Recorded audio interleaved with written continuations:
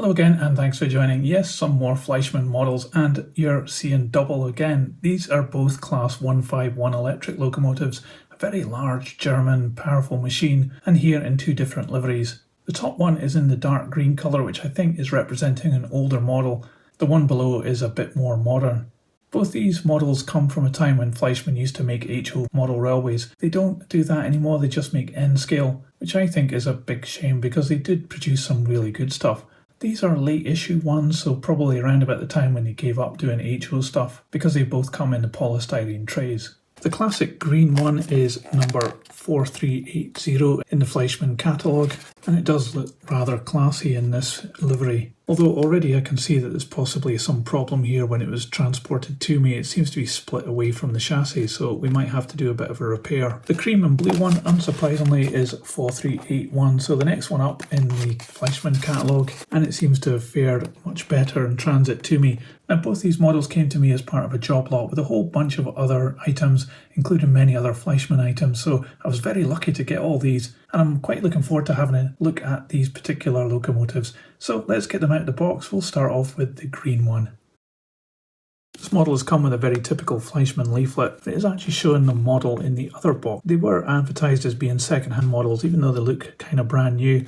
This is showing you can switch between two rail pickup and overhead, so that's quite interesting. And it also shows how to take the model apart and also where to lubricate and keep this model running good. And on the back, as usual, it's got the stud for the extra rail accessories that you can have with Fleischmann models, and also how to clean your track and run some power to this. And here is the model. It is a big boxy locomotive in real life, but it's very impressive here in model form. Let's take a closer look. So I've managed to get the body back together. It just clipped in. It looks as though it's maybe just popped out when it was being sent to me. We're at number 2 end here, and we do have some really nice windows, very clear, flush fit with windscreen wipers picked out in silver surrounds. And we can see inside that we have a fully detailed driver's compartment in the cream plastic. It's quite plain on the front of these particular locomotives, but we do have the large DB logo and the number printed very clearly.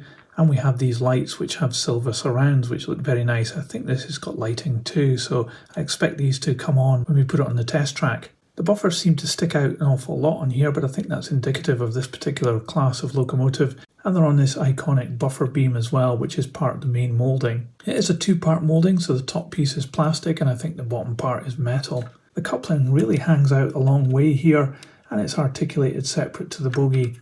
But it is actually fitted onto it, as are some snowplows as well, which look really good. And you can see that we've got rather large wheels here with red inserts. This is the pickup bogie, so these wheels are free to revolve, and we have the little accessory stud underneath as well. The details on the side of this bogie is absolutely fantastic. There's so much of it and it's all faithfully reproduced, and there's a lot of deep relief there as well, so that looks really good. And further up, the finish in the black area is really nicely done, and we've got some handrails here picked out in silver along with the steps, and some printing here which is very clear. And up in the green area here, the door, well, I don't think that's been particularly well defined, but I do like the fact that the handle is painted silver and so are the handrails.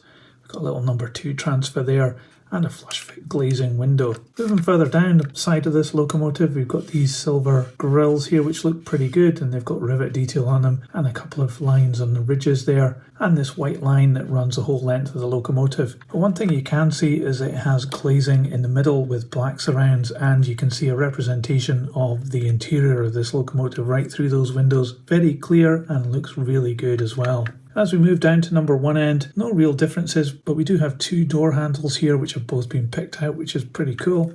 And in this end of the locomotive, you can see that we have a driver which is fully painted inside there as well. Aside from that, it's the same setup as we've just seen on the other end. So looking up top on the roof, we've got this part here, it's been picked out in gold, and then there's been a number of additional plastic pieces put in to represent the electrical gear on the roof, along with this metal wire which runs through it all the way from one pantograph to the other. It's quite a complicated route that's taken, but it's been faithfully reproduced, which looks really good. And we have some additional silver parts added on, as well as these 2 grills here picked out in silver. The pantographs are plastic with metal parts on them. They spring up pretty easily, and there's a good amount of spring and tension on those. This particular model doesn't look as though it's been used because the skids up here look as though they're fresh from the factory, and indeed the rest of this locomotive looks that way as well. It's very clean. So underneath we have this little box here and these 2 tanks on this side, and in the middle you can see a screw to take this model apart. And it also says Fleischmann made in Germany. And as I've been handling this, the top body has been moving a little bit. I don't think it's securely fastened together actually, and that could be one of the problems with this model. And on this bogie, the driven one, we have drive to all the axles. You can see the plastic gears on this side, but we seem to be picking up from these two wheels as well. So there's a lot of pickup going on in this model. And we do have traction tires fitted to these four, although it does look a bit odd on this too. Maybe it's been replaced in the past. But let's open up this screw and we'll have a look at what we've got inside this model. So on the underside of the body shell, you can see that we have these little parts here which transmit electricity from the pantograph down onto the chassis. This little part here actually moves around, and that's the switcher between overhead and two-rail pickup. It's very delicate, and it's this piece of plastic on the roof here. I don't think that's the best way of doing it. I mean, it's very well disguised, but that could easily break or end up not working and might actually disable this locomotive. And the chassis, well, the surround here is all metal. You can see that we have lighting at both ends. And I really love how they've managed to get this part here, the representation of the interior of the locomotive, into this part, which, you can see it through the windows, but on top of it, there is a little circuit board. This is where the switcher happens with the overhead pickup. And here we have the motor with an integral weight on top of this bogie. It's a typical Fleischmann motor. We've seen this a million times before.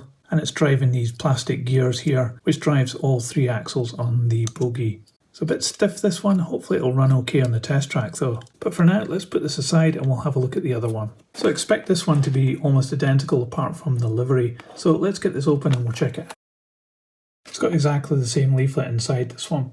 Well, unsurprisingly, this is exactly the same model. I can't see any differences whatsoever on this plastic moulding or the metal chassis apart from the colour. But I guess that's what you'd expect because, it is the same locomotive, just in a different colour scheme from a slightly newer era. It has been applied pretty well. It's been moulded in cream and it's got the stripe in the kind of blue colour put onto it, and parts here have been picked out in the cream rather than the silver on the other model. And we've got some printing again on here, and that's been done all really well as well. And you can also see into the engine bay in this locomotive as well, just the same as the first one. One of the interesting parts on this locomotive is this little black line that's been put around the model. I guess these are panels that lift off in real life, and they've just defined it a little bit more with this black. It does look very convincing. But aside from that, this is exactly the same model. So I guess we should put these onto the test track and just check if they work okay. So here we are with the cream one on the test track, and as normal, it's the Hornby third radius track that I have kicking around. You see this in all my videos. And as usual, I've got my H&M controller on 12 volts DC, giving it some power. So let's see what happens.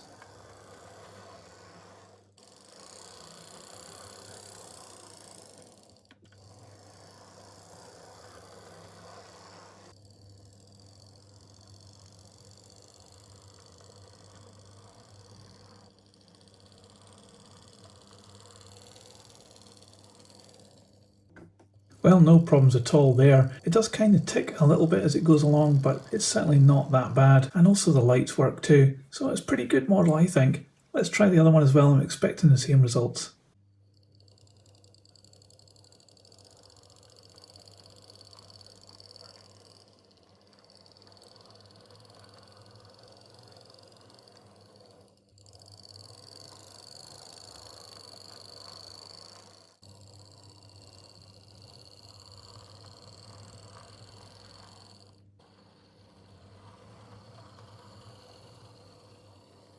Well, no problems there either, although the lights only worked in one direction, so it maybe needs a new bulb at one end of this locomotive. It was certainly a lot quieter going in one direction than the other, so I don't know why that is. It could need just a little bit of oil, because I'm not sure how old these models are. They might have been in storage for some time, but they certainly don't look as though they've been run much. I'm sure both of these models are going to weigh the same, so let's put one of them on the scales and check it out. So this model comes in at 378 grams. So Fleischmann's rendition of the Class 151 electric locomotive, it's quite an impressive machine to model, and these models capture that presence pretty well, I think. There's no real difference between these two models apart from the colour, but I have certainly got a preference between the two, I'll tell you that in a minute. What's really good about these, I think, is the windows on the side where you can see inside and how the interior of this locomotive has been modelled in there. The printing and finish on these has been done really well. I love the flush fit glazing, and it's got some really good details on the electrical gear on the roof. And I like how you can swap this between 2-rail and overhead through those pantographs if you want to. The mechanics seems to work really well, and it has no problems picking up from even the ropey track that I've got. And these models are geared quite low, so you can run them at a slow speed as well, and they don't really go that fast either. You'd think these would be express locomotives and they would be modelled like that, but when you put on full power they still go fairly slow. But I kind of like that, it seems more realistic for a model.